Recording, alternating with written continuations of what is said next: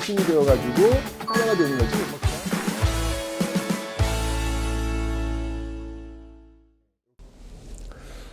네, 안녕하세요 여러분들. 역사는 최태성. 자, 우리가 지금 현대사 들어왔습니다.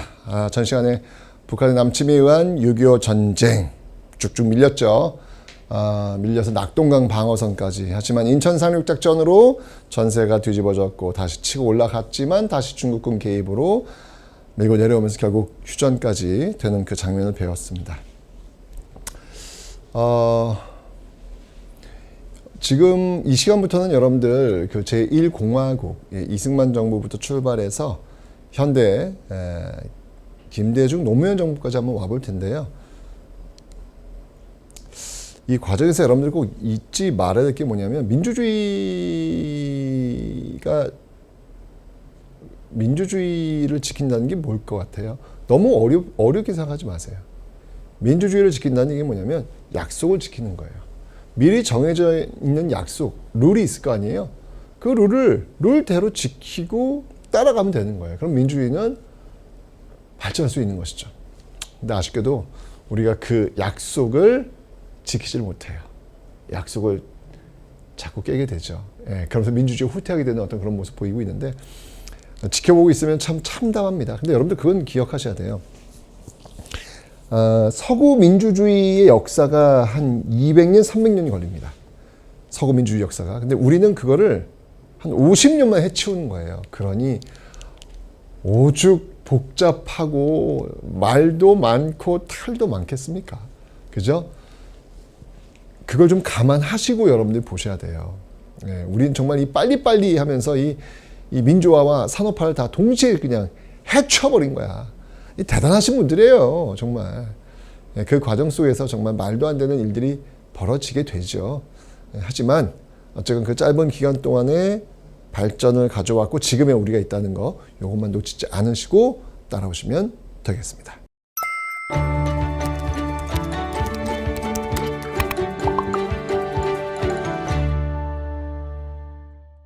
자, 먼저 이승만 정부부터 한번 살펴보도록 하겠습니다.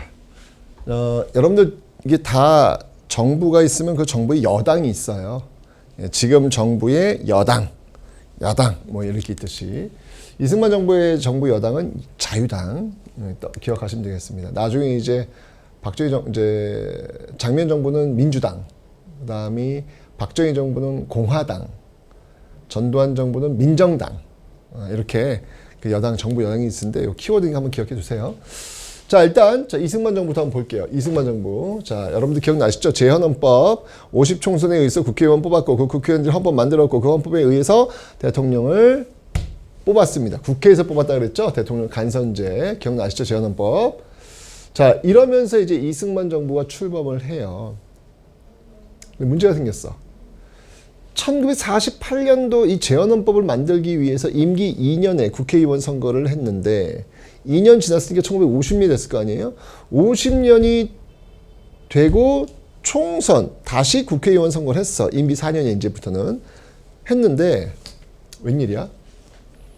여러분들 대통령을 어디서 뽑는다 그랬죠? 재헌헌법에 의해서? 국회에서 뽑죠. 그러니까 국회의원이 중요하단 말이야. 근데 그 1950년 총선에서 뽑힌 국회의원들은 이승만을 지지하지 않아요. 그러면 초대 대통령 이승만이었지만 이후에 이승만은 대통령이 될 수 있다, 없다? 없습니다. 없습니다.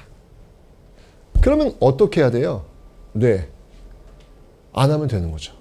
그게 민주주의. 제가 얘기했잖아요. 그게 약속을 지키는 거예요. 아주 간단해요. 어렵지 않습니다. 근데 우리 민주주의 왜곡이 어떻게 나오냐면 그 약속을 지키지 않기 때문에 민주주의 왜곡이 오게 되는 거예요. 민주주의 왜곡. 자, 룰을 바꿉니다. 자기들한테 유리한 룰로요. 자, 이게 바로 1차 개헌이라는 건데요. 이제 재헌헌법을 바꾸는 거예요. 첫 번째 바꿉니다. 자, 다른 말로 우리는 발췌 개헌이라고 합니다. 여러분들 정부 형태는 크게 내각 책임제와 대통령제가 있어요. 내각 책임제는 뭐냐면 국민들이 국회의원을 뽑잖아요. 그럼 그 뽑힌 다수당, 그 다수당이 행정도 담당하는 겁니다. 책임지는 거예요. 그래서 수상이 그 당에서 수상이 나와가지고 행정을 담당하게 되는 그런 모습. 이게 내각 책임제예요. 밤에 대통령제는 뭐냐면 국민들이 대통령을 뽑죠 직접. 국민들이 그 권력을 대통령에게 위임을 하는 거예요. 대통령에 의해서 움직이고 있는 대통령 체제. 지금 이 1차 기원에서는 그 내각 책임제와 대통령제의 장점들을 발췌한 거예요. 발췌해서 좋은 헌법이라고 했지만 핵심은 뭐냐면 이 1차 기원의 핵심은 뭐냐면 대통령을 직선제로 국민이 직접 뽑겠다는 거예요. 제헌헌법에서는 국회의원들이 뽑았잖아요.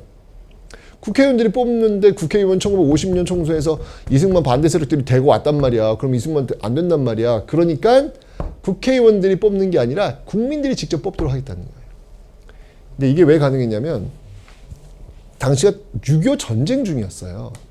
여러분 6.25 전쟁 중에 장수를 바꿔? 그거는 쉽지 않죠. 그죠?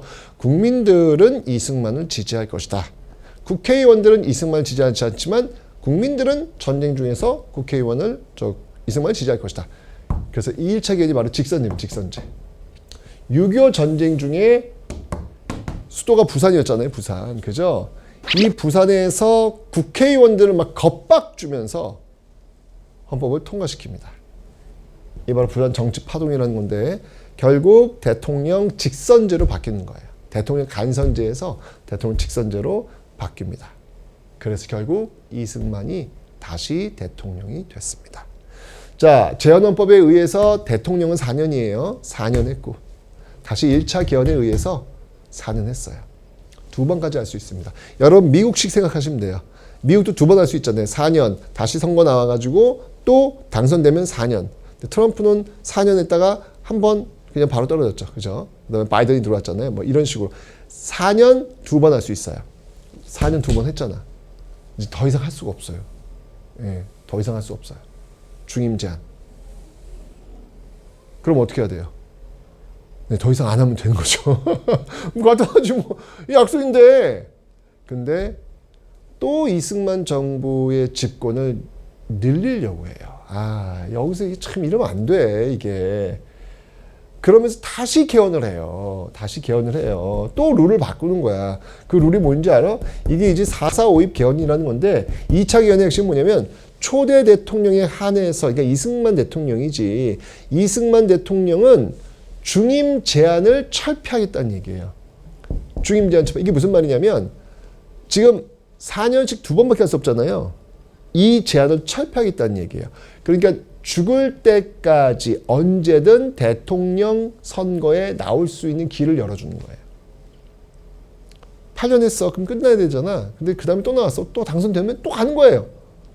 초대 대통령에 한해서. 무슨 이거 어떻게 이런 조건을 걸어놓은 이런 게 있냐고. 그죠? 부결됐습니다. 네, 부결됐습니다. 이건 말도 안 된다. 결국은 부결시켰어요. 국회에서.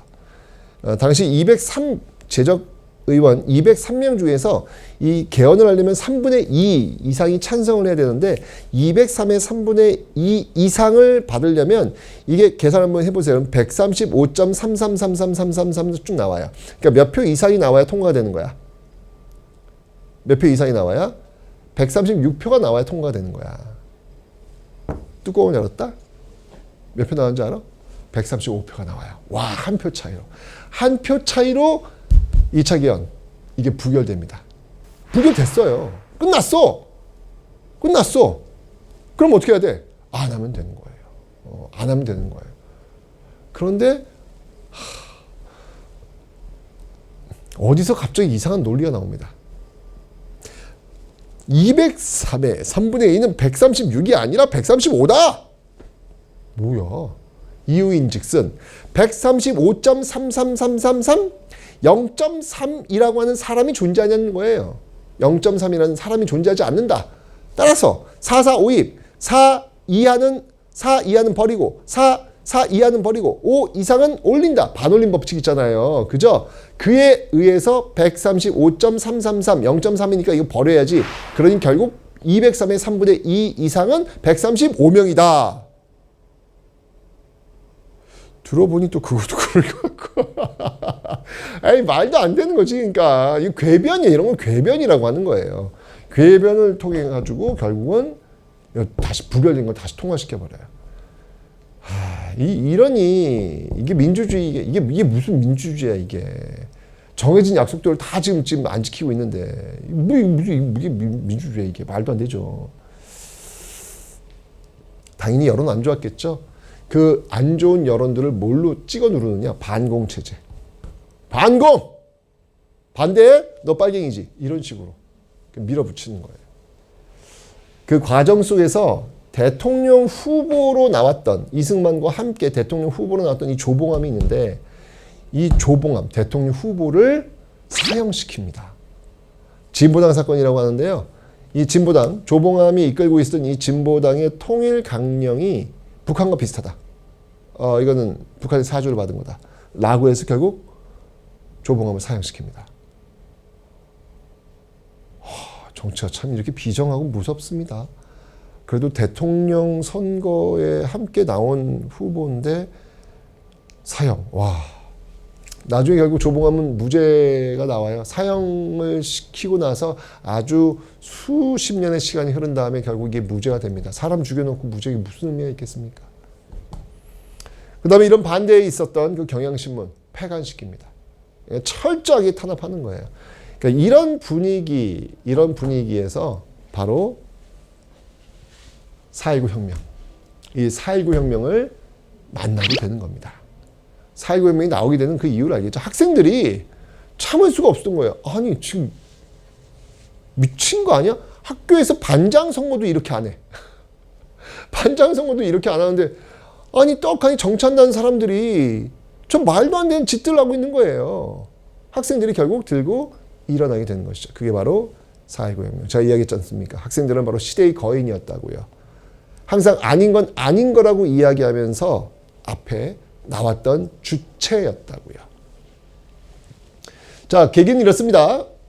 지금 이제 1960년도에 대선을 치러야 되는데, 대통령 선거를 해야 되는데, 문제는 뭐냐면 이쯤 되면 이승만 대통령이 너무 나이가 많다는 거예요. 너무 나이가 많다는 거예요.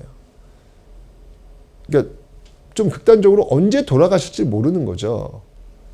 서로 이승만 대통령이 당선됐다 할지라도 이승만 대통령이 혹시 돌아가시면 그 자리, 그 비어있는 자리를 누가 있냐면 부통령, 지금은 부통령 없는데 이때 있었어요. 부통령이 있게 돼 있거든요. 그러니까 1960년도 대선은 대통령이 중요한 게 아니라 부통령이 중요한 선거가 되는 거예요. 근데 자유당, 이 이승만 정부의 집권 여당인 이 자유당, 여기 나왔던 그 부통령이 이기붕인데, 이기붕 인기가 없어. 부통령 후보 이기붕 인기가 없어. 반면에 야당, 민주당의 장면 인기 많어. 만약에 이승만이 대통령이 되고 부통령의 장면이 됐다. 그리고 이승만 대통령이 돌아가셨다. 그럼 그 뒤를 장면이 잇는다. 그럼 집권 여당이 바뀌는 거예요. 정권을 뺏기는 거야. 자유당 입장에서는. 무슨 일이 있더라도 인기 없는 이기붕을 당선시켜야 되겠다가 이때 이들의 사명이었습니다. 인기 없으면 어떻게 되는 거야? 떨어져야지. 떨어지면 되는 거야. 뭘 고민을 해. 근데 이때는 참 이게 이상합니다. 이게 안 되면 되게 하라고. 그래서 이게 엄청난 시대에 말도 안 되는 부정선거 조절로, 예를 들면 이런 거야. 한 지역구에 투표할 수 있는 인원이 100명이야. 근데 투표함을 열었어. 그랬더니 이기붕 찬성표가 150표가 나왔어. 아니, 그 지역에 100명이 투표를 해야 되는데 투표할 수 있는 100명밖에 없는데 뚜껑이 어때 150표 나왔다고. 그 뭐야 그게. 미리 집어넣은 거예요. 이기붕 찬성표를 미리 집어넣은 거야. 그 선거 그런 거 왜 해? 그러면 그 주제를 그냥 하면 되는 거지. 그러니까 민주주의를 완전히 우습게 여긴 거예요. 민주주의를 망가뜨린 거야. 이거 있을 수 없는 일이죠, 여러분들. 그죠? 결국 학생들이 들고 일어난 겁니다. 이 3.15 부정선거 있었던 이때 이 마산에서 이 3.15 부정선거 그 규탄 시위가 있었죠. 이때 이제 이 김주열 학생도 아마 그 무리에 있었던 듯해요. 근데 그 김주열 학생이 사라집니다. 행방불명됩니다. 행방불명됐던 이 김주열 학생 며칠 뒤 마산 앞바다에서 시신으로 떠오릅니다. 근데 그 시신을 건져 올렸을 때 끔찍한 모습을 보게 됩니다. 바로 이 눈에 최루탄이 박혀 있는 거예요. 3월 15일 날 이 시위에 쏘았던 그 최루탄이 박혀 있었던 것이죠. 그냥 앞바다에 버린 거예요. 이게 이제 도화선이 되어가지고 막 전국에 있는 학생들이 달리고 일어났죠. 4.19 혁명이었습니다. 결국 어떻게 됩니까? 이승만 하야. 4.19 혁명의 결과 이승만 하야. 그러면서 이제 과도 정부가 들어서죠. 이게 바로 허정 과도 정부다라는 겁니다. 허정은 사람 이름이에요, 여러분들. 예, 허정이라는 사람이 과도 임시 이끌고 있는 정부, 허정 과도 정부가 들어섰고요. 허정 과도 정부에 의해서 개헌을 해요. 3차 개헌입니다. 이 3차 개헌은 1, 2차 개헌이 좀 문제가 있었지 않습니까? 그죠? 하지만 3차 개헌은요, 네. 정상적으로 혁명의 어떤 그 결과 속으로 만들어진 헌법, 바로 내각 책임제. 우리 역사상 처음이자 마지막이었던 내각 책임제가 이때 4.19 혁명의 결과 만들어지고 있더라라는 이야기죠. 내각 책임제 아까 설명드렸지만 대통령제가 아니라 국민들이 국회의원을 뽑고 그 국회의원이 집권당이 되어서 행정을 이끌어 나가는 그런 모습이 되겠습니다. 내각 책임제와 양원제, 민의원과 참의원, 그러니까 미국의 상원, 하원처럼 상원처럼 민의원, 참의원을 꾸리고 있는 어떤 그런 모습들, 내각 책임제, 양원제, 이런 어떤 모습들, 바로 이 헌법에 의해서 출범한 정부가 바로 민주당의 장면 정부가 되겠다라는 겁니다. 여러분들 한국사 능력검정 시험에서 반드시 나오는 문제는 뭐냐면 민주화운동 문제가 나옵니다. 민주화운동 세 가지, 4.19 혁명, 5.18 민주화운동, 6월 민주항쟁, 이 세 가지는 돌아가면서 반드시 한 문제 나오도록 되어 있어요. 반드시 꼭 기억하셔야 됩니다. 그 키워드가 있어요. 자, 4.19 혁명의 키워드 제가 설명드릴게요. 이것만 꼭 기억하면 돼요. 4.19 혁명, 3.15 부정선거, 김주열, 이승만 하야, 내각 책임제. 요 네 가지가 키워드예요. 다시 한번 이승만 정부, 자, 4.19 혁명의 그 키워드입니다. 꼭 기억하세요. 시험에 꼭 나옵니다, 여러분들. 바로 3.15 부정선거, 김주열, 이승만 하야, 그리고 내각 책임제. 요 네 가지를 여러분들 꼭 기억을 해 놓으시고 맞추시면 돼요. 오케이? 자, 이렇게 해서 장면 정부가 출범하는 듯 했는데 이걸 전면적으로 부정하는 사건이 벌어집니다. 바로 5.16 군사정변. 자, 이 5.16 군사정변, 그러니까 군인들이 정치에 나선 거예요. 군인들이 지금 정치에 나선 겁니다, 지금. 그죠? 자, 박정희 소장을 중심으로 한 정치 군인들이 군사 정변을 일으키면서 권력을 장악하고 4.19 혁명의 결과로 만들어진 장면 정부를 무너뜨리게 됩니다. 자, 그러면서 국가재건 최고회의를 통해 가지고 다시 개헌을 하게 되죠. 5차 개헌입니다. 선생님 4차 개헌은 어디 갔나요? 4차 개헌은 뭐냐면 장면 정부 하에서 이루어진 개헌인데요. 그거는 어떤 그 정치 체제를 바꾸는 그 헌법은 아니었고요. 다만 3.15 부정선거 그 사범들을 더욱더 강력하게 처벌하기 위한 소급 입법이기 때문에 그냥 패스할게요. 4차 개헌은요. 자, 5차 개헌. 바로 이 정치 군인들에 의해서 만들어진 헌법이 되겠습니다. 내각 책임제, 양원제, 노노노노. 이건 우리한테 맞지 않아. 다시 대통령 직선제로 바꿉니다. 그리고 양원제 아니야. 단원제. 지금 우리나라 단원제예요. 상원, 하원 이런 개념 없잖아요. 지금요. 그죠? 직선제와 단원제로 바꿔. 예, 대신 4년씩 2번 할 수 있어. 4년씩 2번. 이렇게 대통령 직선제 5차 개헌으로 바꾸고 있습니다. 자, 그런데 중요한 건 뭐냐면 사실 이 군사정변은 명분이 없어요. 아니, 그 군인들이 갑자기 총칼을 앞세우고 정권을 탈취한 거잖아요, 이게 쿠데타란 말이에요, 쿠데타. 그죠? 명분이 없어요. 그럼 이 명분 없는 이 박정희 정부, 뭔가, 너희들 명분은 없는데, 아이, 그래, 이건 잘했다. 뭐 이런 게 있어야 될 거 아니에요. 그게 뭐였냐면 바로 경제 개발이었습니다. 배고픈 사람은 없게 만들어주겠다. 이게 약속이었어요. 이게 약속이었어요. 근데 문제는 뭐냐면 그 공약을 지키려고 했는데 돈이 없어. 너무 가난한 거야. 너무 가난한 거야. 자, 이런 상황 속에서 결국 일본과의 수교를 하게 됩니다. 왜냐하면 식민지 때 일제가 우리한테 피해를 줬잖아요. 그 피해액을 보상받는 것이죠. 배상금으로 받는 것이죠. 물론 이제 일본은 사과하지 않습니다. 일본은 뭐 독립축하금 뭐 이런 명목으로 뭐 말도 안 되는 그런 모습이지만 박정희 정부로서는 지금 너무 가난했기 때문에 경제개발하기 위해 돈이 필요했던 거예요. 결국 한일 수교를 하려고 하는데 이 엄청난 또 저항이 나옵니다. 학생들이 일제 그 식민 통치 기간의 어떤 그 사과 없는 한일 수교는 이건 굴욕 수교다 라고 해서 결사반대하죠. 결사반대.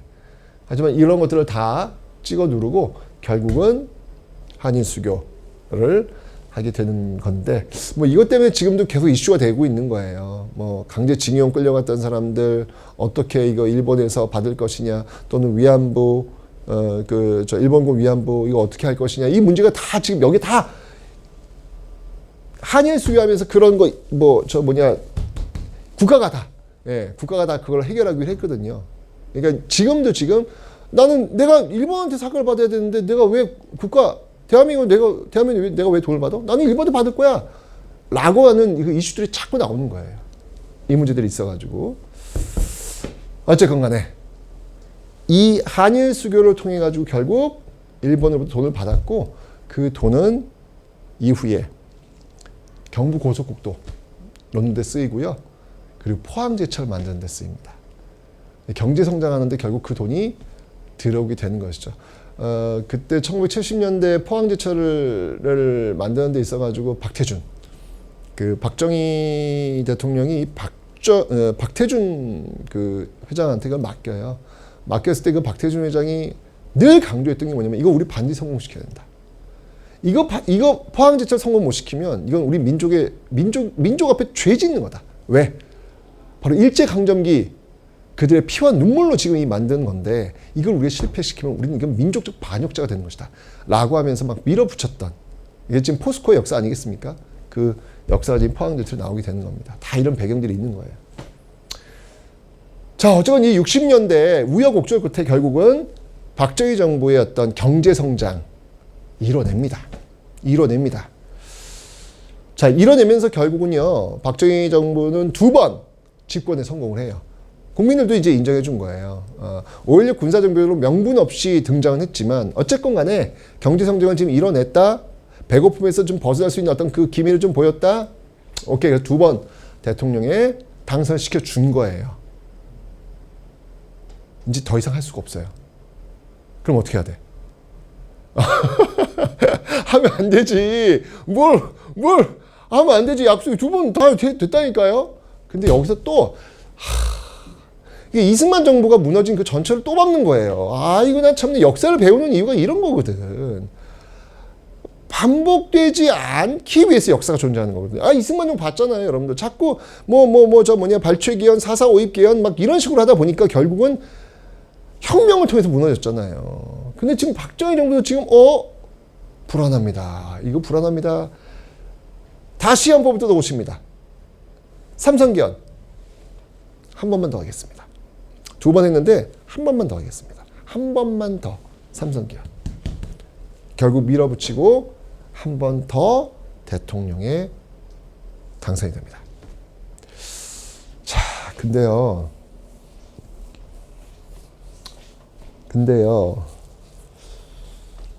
이게 참 권력이라는 게 참 무섭네요. 이렇게 해서 대통령이 당선이 되었는데 되자마자 다시 개헌을 합니다. 그 유명한 7차 개헌. 1972년입니다. 7차 개헌. 7차 개헌의 핵심이 뭔지 아세요? 죽을 때까지 대통령 하겠다는 거예요. 이제 대통령 선거 안 하겠다는 겁니다. 죽을 때까지 대통령을 하겠다는 것이죠. 안 돼. 이러면 안 돼. 이러면 벌써부터 불안해져. 그 끝이 보여요. 이렇게 되면 안 돼요. 근데 진짜 불안해 죽겠네. 자, 70년대로 옵니다. 자, 72년에 일단 엄청난 이슈가 한번 있었습니다. 바로 7.4 남북 공동성명이라는 게 있습니다. 여러분들 한국사 능력검정시험 맨 마지막 50번 문제가 통일 문제고요. 그 앞에 49번 문제가 민주화운동 문제예요. 민주화운동 문제는 여러분들 4.19 혁명, 5.18 민주화운동, 6월 민주화항쟁 셋 중에 하나 반드시 나오고요. 그리고 마지막 문제 50번 문제가 통일 문제예요. 통일 문제는 바로 이 7.4 남북 공동성명, 그리고 노태우 정부 때 있었던 남북 기본합의서, 그다음에 김대중 정부에 있었던 6.15 남북 공동선언, 요 세 가지 중에 하나 꼭 계속 나와요. 나오는 겁니다. 이거 틀리면 안 돼요, 여러분들. 이거는 꼭 나오는 거 제가 알려주잖아요. 이거는 키워드만 몇 개 공부하면 되는 거야. 어쩌면 이 7.4 남북 공동성명이 딱 나오고 나서 남북이 이게 통일할 수 있는 3대 원칙을 발표해요. 그러니까 북한이 통일될 수 있다. 우리가 똘똘 뭉쳐야 된다. 정신 똑바로 차려야 돼. 라고 하면서 헌법을 바꾼 거야. 그게 그 유명한 유신헌법. 제가 얘기했잖아요. 죽을 때까지 대통령 되는 거. 박정희를 중심으로 왜 똘똘 뭉쳐야 북한과의 어떤 통일을 준비할 수 있다. 이제 이런 논리를 들고 온 거예요. 자, 이제 직선제 안 한다 그랬어요. 간선제입니다. 바로 통일주체국민회의에서 대통령 뽑는데 임기는 6년이에요. 임기 6년 의미가 없어요, 이게요. 왜냐면 통일주체국민회의가 뭐냐면 그냥 자기들이 원하는 사람 뽑아가지고 그냥 대통령 뽑는 거예요. 여기서 그냥 형식적인 선거에서 박수 치면 끝이야. 그럼 죽을 때가 대통령 되는 그 길이 열려 있는 거죠. 종신 대통령의 길을 열어놓은 겁니다. 그리고 그 대통령한테 어마어마한 권한을 줍니다. 국회 해산권. 국회 해산권뿐만 아니라요. 국회의원의 3분의 1을 대통령이 실질적으로 임명할 수 있는 권한을 줘요. 야, 이게 뭐야. 입법, 사법, 행정, 삼권 분립. 어떻게 대통령이 국회의원을 뽑아? 이거 말도 안 되는 거죠. 이건 삼권 분립이 무너지는 거잖아. 무너지는 거예요. 이거 말도 안 되는 이런 법을 지금 만든 거예요, 지금요. 이거 잘 보면 여러분들 마치 조선시대 왕보다도 훨씬 더 많은 권한을 주는 거야. 엄청난 것이죠. 당연히 반대이겠죠? 반대가 있으면 헌법을 정지시켜버립니다.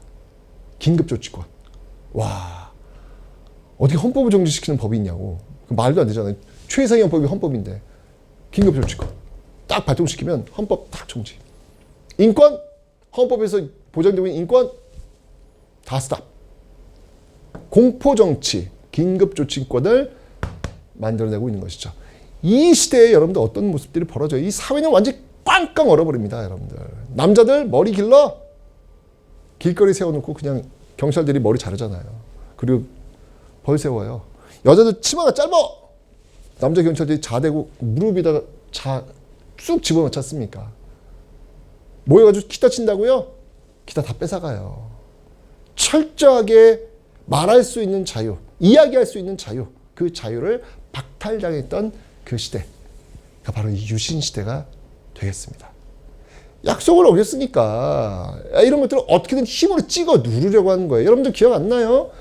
10년 전에 어땠습니까? 10여 년 전에 이승만 정부 4.4 5.18 개헌으로 말도 안 되는 어떤 그런 개헌 통해서 지금 찍어 누르기 위해서 반공체제 강화했잖아요. 똑같아요. 지금 여기서도요. 그럼 이 끝이 어떻겠냐고. 이승만 정부 봤잖아. 4.19 혁명에 의해서 결국은 나가 떨어지는 모습 봤잖아. 이거 어떻겠냐고. 앞으로 죽겠어. 역사는 반복된다니까, 여러분들. 그 반복을 안 하기 위해서 역사를 배우는 거지 않습니까? 결국 79년도가 왔습니다. 이때 YH 무역사건, YH 무역회사가 있는데요. 이 회사에서 먼저 가발도 만들고 그런 회사인데 여기 갑자기 문을 닫아요. 여기서 있었던 여성 노동자들이 우리 더 열심히 일할 테니까 문 닫지 말아주세요. 이걸 전달하기 위해서 야당 당사에 들어옵니다. 야당 당사. 들어와서 시위를 하는데 여기에 공권력이 들어와요.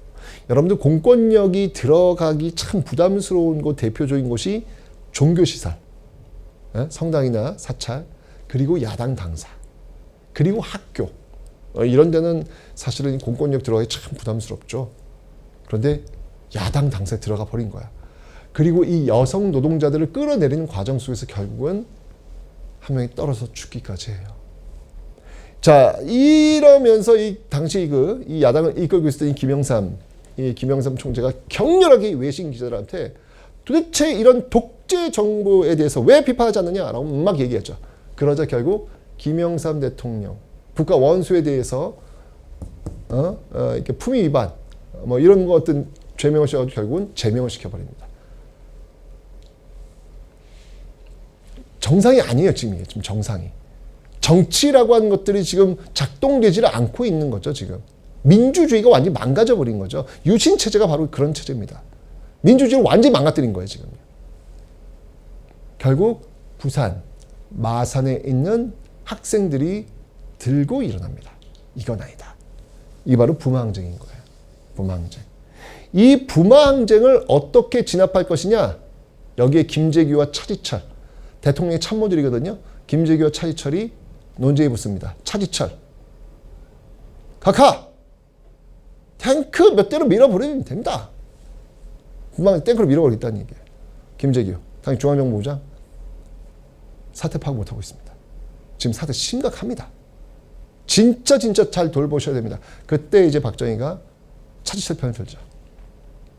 그리고 김재규는 결국 품에서 총을 꺼내서 방아쇠를 당기게 됩니다.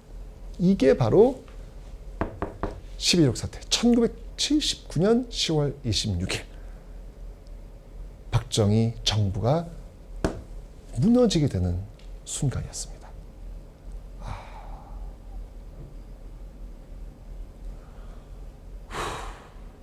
참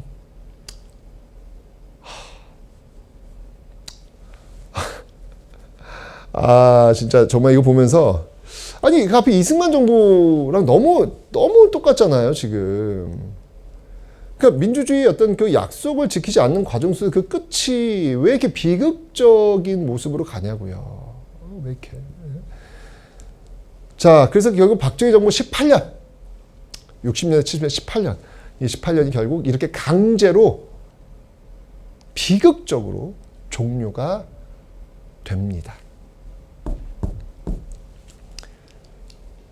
자, 그런데 이게 이 박정희 정부의 18년 그게 종료가 되면서 이제는 좀 민주주의가 정상적으로 돌아가는 거야 라고 생각을 했는데 이게 또 웬일이야.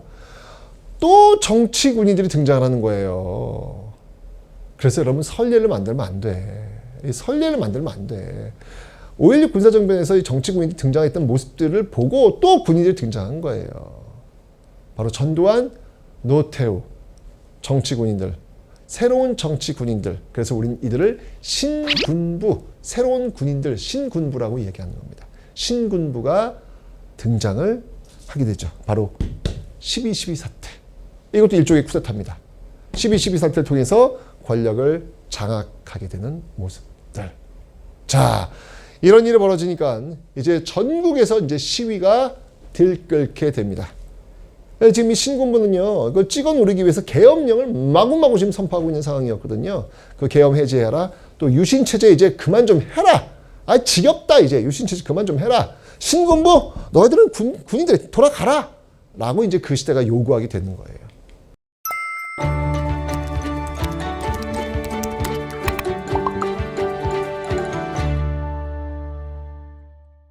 자, 그 과정에서 이제 바로 광주가 타겟이 됩니다. 여러분들 5.18 민주화 운동이 광주에서 일어났지만 이 5.18 민주화 운동은 광주에서만 일어나는 게 아니었어요.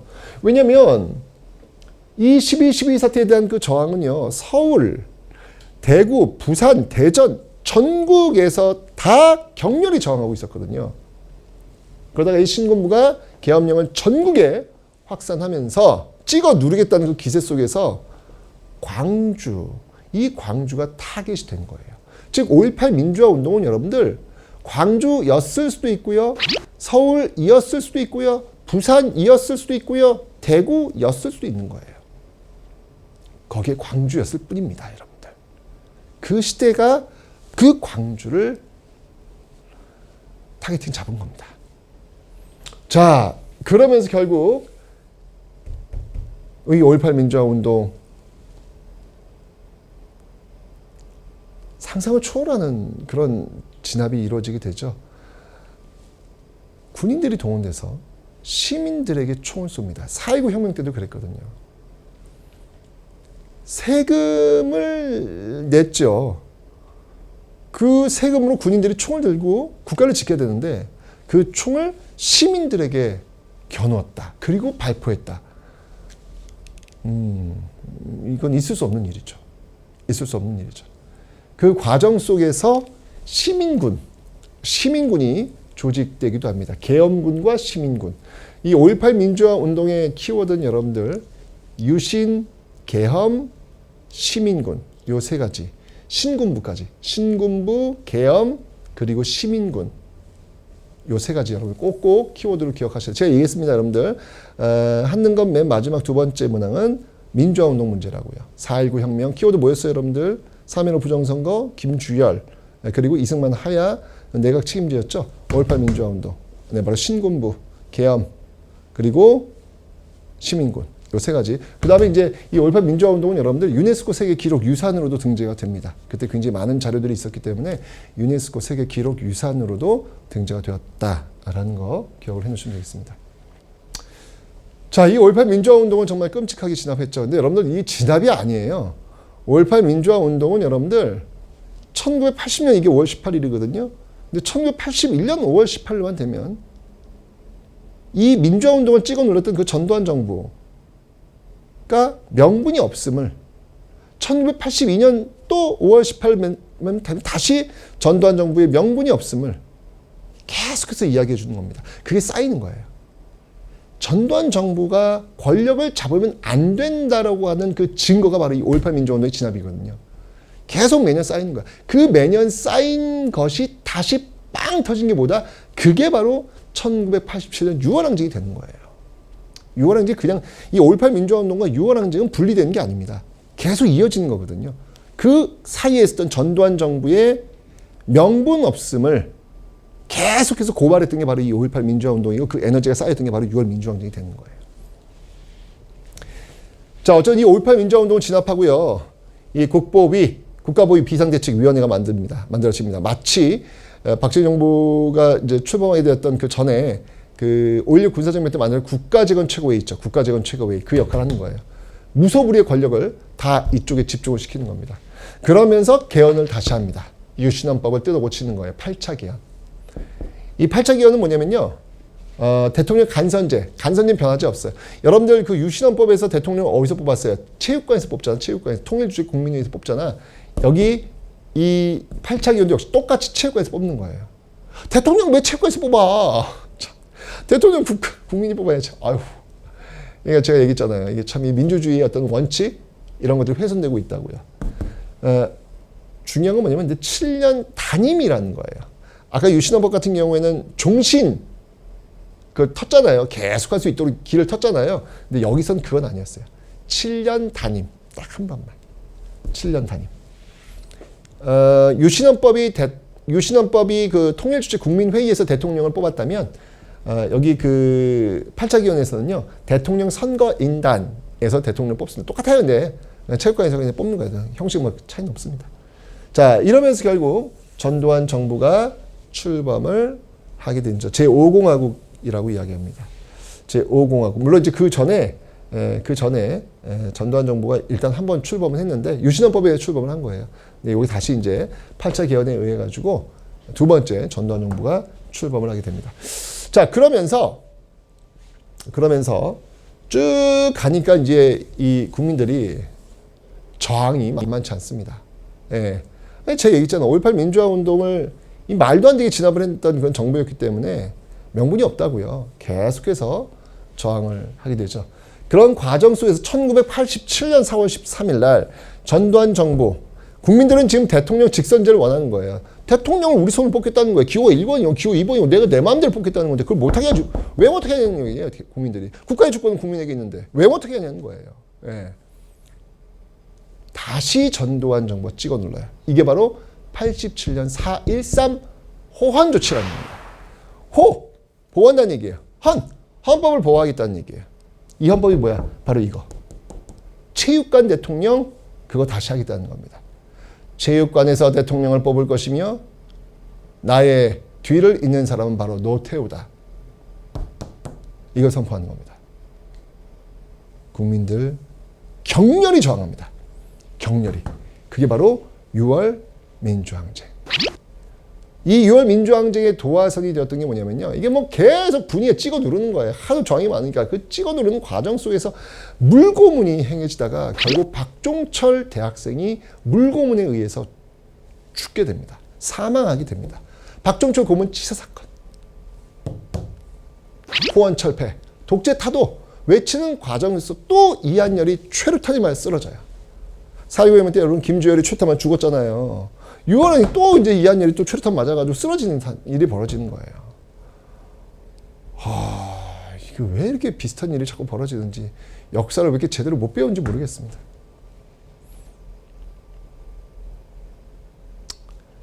결국 노태우가 항복하죠. 항복합니다. 이게 바로 6.29 민주화 선언. 직선제 받겠다. 직선제 받겠다.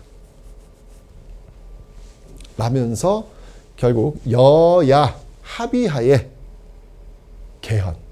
여야 합의하에 처음으로 여야 합의하에 개헌이 이루어지게 됩니다. 그게 바로 9차 개헌이에요. 그 9차 개헌의 핵심은 뭐냐면 단임 5년 한 번만 5년 한 번만 하는 거예요. 어때요, 여러분들? 지금하고 똑같죠. 맞습니다. 여러분 지금 우리가 살고 있는 이 세상이 87년도 6월 항쟁의 그 결과물로 지금 살고 있는 거예요. 여전히 우리는 87년 체제에 살고 있는 겁니다. 6월 항쟁의 그 결과물 속에서 우리는 살고 있는 겁니다. 이 개헌이 이루어지게 되는 것이죠. 당연히 이때는 여러분은 야당이 대통령 후보를 냈어야죠. 근데 그 야당이 분열을 해요. 김영삼, 김대중이 단일화를 못하고 같이 나와요. 표가 분산되는 거예요. 결국 30%대 대통령이 탄생합니다. 노태우 정부가 출범하게 되는 것이죠. 자, 이 노태우 정부는요, 올림픽 대회를 열게 됩니다. 88년 올림픽이 이제 노태우 정부 때 있었던 것이고요. 특히 북방 외교, 노태우 정부는 특히 이제 소련, 중국과 수교를 하게 되면서 사회주의권, 이제 냉전 속에서 으르렁댔던 그 모습들을 정리를 하고 북방 외교의 어떤 모습으로 나아가는 모습들. 그리고 김영삼 정부. 김영삼 정부는요, 지방자치를 전면적으로 실시합니다. 지금 여러분들 왜 도지사 또는 뭐 시장 여러분 직접 뽑잖아요. 이게 김영삼 정부 때부터 전면적으로 실시가 되었고요. 역사 바로 세우기 운동을 통해 가지고 조선 총독부가 그 광화문 그 뒤에 있었거든요. 철거해 버립니다. 그리고 이 과정 속에서 결국 전두환 노태우를 법정에 세우죠. 검찰구형 전두환 사형 나옵니다. 네. 그리고 나서 이제 이게 김영삼 막 이제 IMF 터져요. 그리고 이제 정권이 교체가 되죠. 김대중 정부를 햇볕 정책, 예, 그리고 한일 월드컵이 김대중 정부 때 시행이 되었다라는 거, 이런 어떤 정적인 흐름들을 여러분들이 보시면 되겠습니다. 참 그런 것 같아요, 여러분들. 이게 참 정치라고 하는 게 민주주의의 어떤 약속을 지키지 않으면 그 끝은 뻔해요. 그냥 보여야 됩니다. 격렬한 저항 속에서 비참한 최후, 비극적인 마지막 모습을 보일 수밖에 없다는 사실을 다시 한번 이 민주주의 어떤 그 흐름 속에서 볼 수 있었고요. 그 과정 속에서 독재에 저항했던 4.19 혁명, 그리고 5.18 민주화 운동, 그리고 6월 항쟁. 6월 항쟁의 키워드는 여러분들 이겁니다. 박종철, 이한열, 6.29 민주화 선언, 그리고 5년 단임. 요 네 가지 요 키워드 여러분 꼭 기억하셔야 됩니다. 그 민주화 운동이 있었기에 지금의 우리가 있다. 우리가 여러분들 그 뭐 대통령 선거를 이렇게 편하게 가서 이렇게 막 투표하고 막 도장 찍고 막 인증샷 막 하고 그러잖아요. 지금 어떻게 보면 축제가 되고 있는데 그런 모습들이 그냥 나온 게 아니고요. 바로 이 시기에 정말 많은 사람들이 그 최루탄 맞아가면서 눈물 흘리면서 피와 땀의 그 결정체가 그 투표 용지에 담겨져 있다는 사실. 여러분들은 그 투표함에 들어갈 때 바로 그 역사의 선물을 안고 들어간다는 사실. 그러니 그러니 투표를 잘 해야 되겠습니다. 우리가 남이가 이런 말도 안 되는 이런 지역 감정에 휘둘려가지고 후보를 뽑는 그건 정말 하면 안 되겠습니다. 정말 그 시대 정신을 잘 담고 있는 그런 권력을 우리가 넘겨줄 수 있는 그런 사람들에게 투표를 해야 되겠죠. 왜? 그게 바로 이렇게 자신들의 모든 것을 바쳤던 사람들에 대한 기본적 예의가 아닐까라는 생각이 들면서 오늘 민주화운동까지 살펴봤습니다.